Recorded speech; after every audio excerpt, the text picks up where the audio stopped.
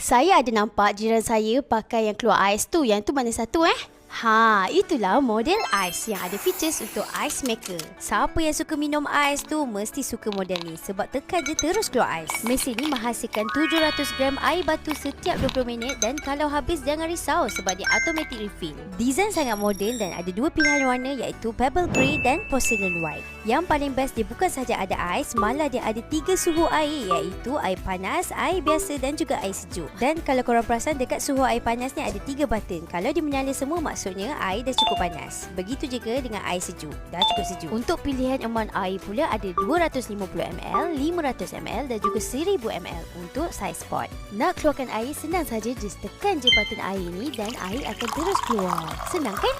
Untuk keluarkan ais pula, just tekan je butang hexagon ni. Kalau panel dia tunjuk ais full, maknanya ais dah penuh. And then kalau kita tekan button setting ni 3 saat, dia akan keluar hidden features. So kita ada eco mode untuk jimat elektrik, ice lock, hot lock dan juga extra cool untuk buat air sejuk daripada biasa.